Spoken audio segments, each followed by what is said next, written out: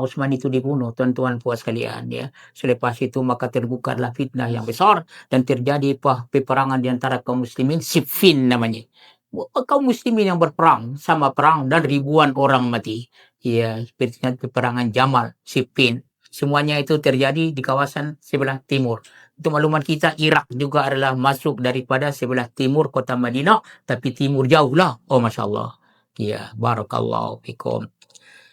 Sabda Nabi SAW, "Ala innal fitnata hahuna." Sabda Nabi, ya ingatlah bahawa fitnah itu adalah akan datang dari sini. Maksudnya akan banyak keluar dari sana. Dan katanya dari sanalah terbitnya haisu sekira ya terbitnya tanduk syaitan. Tuan-tuan puas sekalian, bagaimana dikatakan ya matahari itu ada di sana itu tanduk syaitan.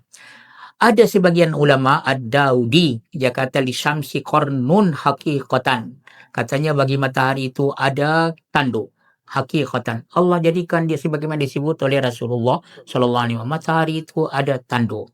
Bagaimanapun banyak ulama mengatakan yang dimaksud ini ya tanduk itu kekuatan syaitan.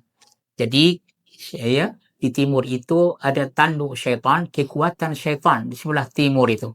Sebagaimana tanduk biasanya tengok kalau binatang-binatang seperti kambing kalau dia berlawan dengan apa? Dengan tanduk. Kalau begitu tanduk syaitan itu ya tanduknya kekuatan syaitan ada di sebelah timur. Ini penafsiran daripada orang alim ini. Ya.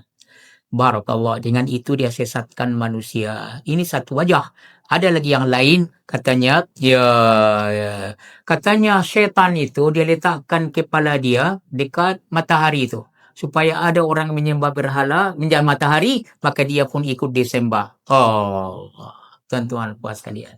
Ya. Biasanya begitu tuan-tuan puas sekalian. Di mana ada penyembahan-penyembahan tengok. Setannya ada tu. Tengok mana-mana orang sembahkan di situ selain daripada Allah, dia akan ada setan padanya.